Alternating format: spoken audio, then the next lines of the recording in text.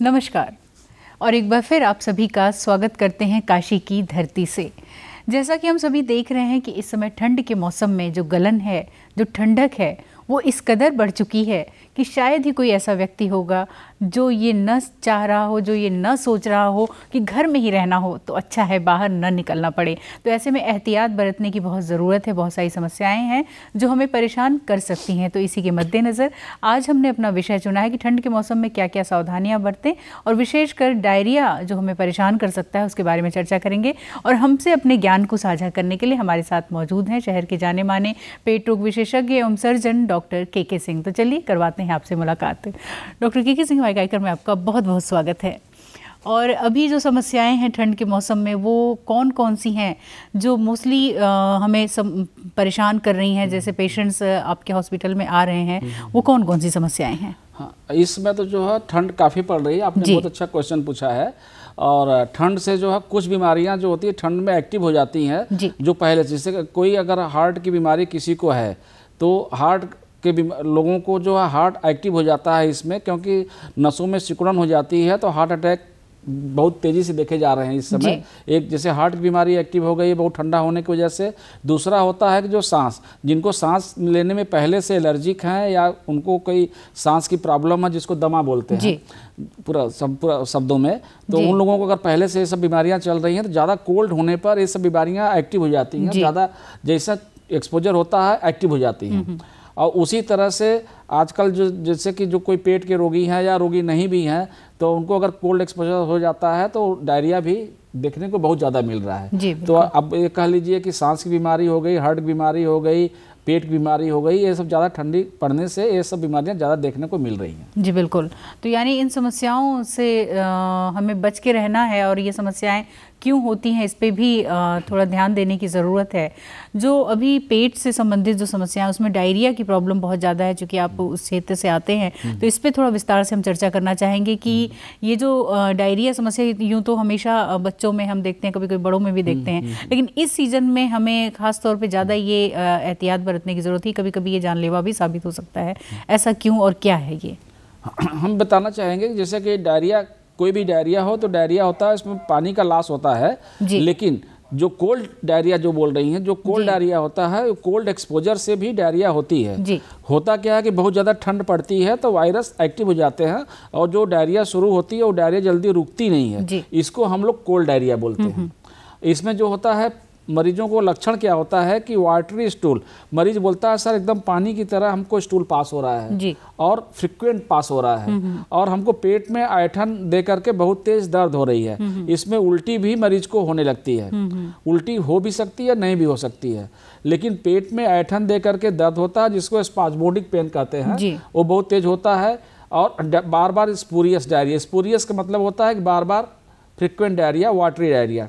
होता क्या है कि हम लोगों के आंतों का एक मूवमेंट होता है जिसको पेरिस्टाल्सिस बोलते हैं। आंतों का मूवमेंट क्या होता है, सिंक्रोनाइज्ड होता है। ऐसे ऐसे करके वो 1 मिनट में इतना होगा। जब ठंडी लग जाती है, वायरल बीमारी हो जाती है ठंडी की वजह से, तो उसमें आंतों का मूवमेंट जिगजैग और फ्रिक्वेंट हो जाता है। तो जो चीज़ें जो अभी पास होनी है 1 घंटे बाद, वो पता लगा 2 मिनट में ही पास आउट हो जा रही है। हर 2 मिनट में, 5 मिनट में इतना ज़्यादा पेरिस्टाल्टिक मूवमेंट होता है। उस पेरिस्टाल्टिक मूवमेंट के वजह से पेट में दर्द भी होता है। मरीज बोलता है कि सर पेट में गड़गड़ कर रहा है, बहुत तेज आवाज़ आ रही है और बहुत तेज ऐंठ के दर्द हो रहा है। तो कोल्ड एक्सपोजर से एक बीमारी जो पेट की है, ये समस्या आजकल बहुत ही कॉमन है और जहाँ तक हमको लगता है कि हर अस्पताल में आए दिन फ्रिक्वेंट मरीज आ रहे हैं। इसमें एज बार नहीं है। इसमें जो है जो ओल्ड एज के लोग हैं, जो बच्चे हैं, वो ज़्यादा एक्सपोज हो जा रहे हैं, लेकिन जो यंग जनरेशन है उनको भी हो रहा है बीमारी। और ख़ास तौर से उन लोगों को भी ज़्यादा हो जा रहा है जो पहले से जिनकी इम्यूनिटी लो है, किन्हीं वजह से। जैसे कि मान लीजिए उनको कोई बीमारी पहले ब्लड प्रेशर के, शुगर के या हार्ट के या सांस के मरीजी हैं पहले से, जिससे उनकी बॉडी की क्षमता, इम्यूनिटी कम है। उन लोगों को जैसे ठंड लगती, थोड़ी भी ठंड लगेगी तो ये डायरिया शुरू हो जाती है। जी बिल्कुल। तो यानी कि ये ख़तरनाक इसलिए हो जाता है क्योंकि अभी जो वायरसेस हैं इस तरीके के, वो हमें परेशान करते हैं इस मौसम में। और ठंड के मौसम में किस तरीके से हम इन समस्याओं से बचें, इस पर ध्यान देने की हमें ज़्यादा ज़रूरत है। जी हाँ, ठंड में जो है एक तो जो इसके लक्षण हो गए, इसके लिए बचाव ये है कि हम लोगों को कोल्ड एक्सपोजर से बचना मैंडेटरी है। तो जैसे कि टेम्परेचर जब बहुत डाउन होता है, ख़ास तौर से रात में टेम्परेचर डाउन ज़्यादा हो जाता है, तो उस समय तो सब लोग सोते हैं। कुछ लोग होते हैं कि उस समय भी अपना कुछ काम निकाल लेते हैं या सड़क पर रात में निकल करके घूमते हैं, तो बहुत डेंजरस है, वो बिल्कुल नहीं करना चाहिए। रात के समय में इस समय टेम्परेचर बहुत डाउन रहता है, उसमें कोल्ड एक्सपोजर होने का ज़्यादा चांसेस होता है, उस समय बिल्कुल कोई काम ना करें।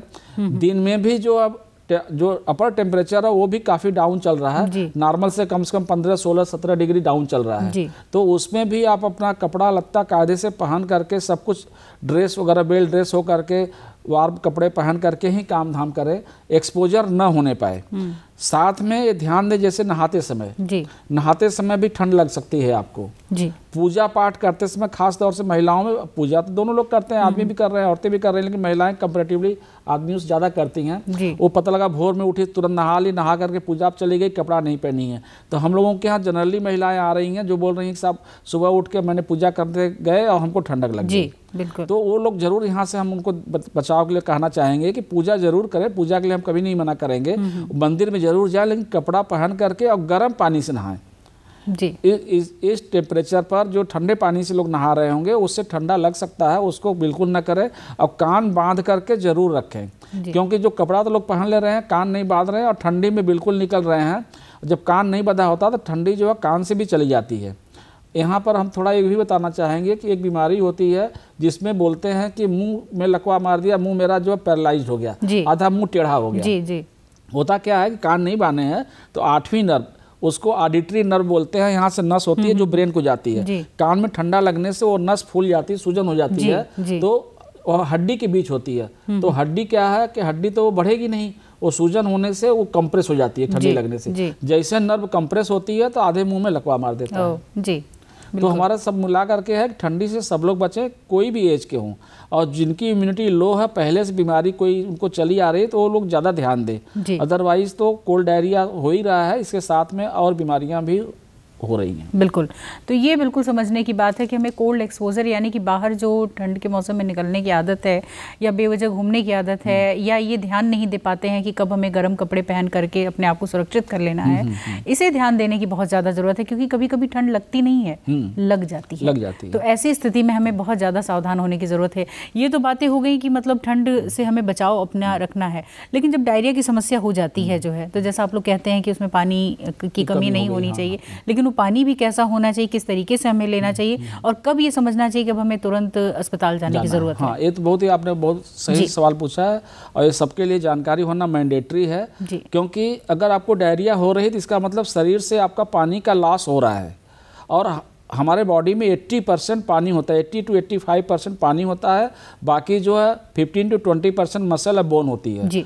तो अगर पानी का नुकसान कुछ हद तक होता है तो बॉडी एडजस्ट करती है, लेकिन एक ज़्यादा होने लगता है तो आदमी, जिसको बोलते हैं ना कि शाक में चला गया, ब्लड प्रेशर डाउन हो गया, पता नहीं चलेगा। मरीज बोलता है कि साहब ये डायरिया हुई, उसके 10 बार गए, 5 बार गए, उसके बाद बेहोश होकर के गिर गए। बेहोश होकर के गिरने का मतलब या फेंट हो गए या अब नहीं चल पा रहे, इसका मतलब आपका ब्लड प्रेशर डाउन हो गया, बॉडी में पानी की काफ़ी मात्रा कम हो गई। तो पहले ध्यान देना चाहिए कि अगर शुरुआत हुआ है डायरिया का, तो जब भी आप वॉशरूम जा रहे हैं, आ रहे हैं, तो जरूर अगर उल्टी नहीं हो रही है तो आप पानी, लिक्विड की मात्रा बढ़ा दें। वो किसी भी रूप में हो सकता है, नारियल पानी हो सकता है, दाल पानी हो सकता है, पानी हो सकता है, नमक पानी हो सकता है, या कुनकुने गर्म पानी में जो है शिकंजी बना करके लीजिए।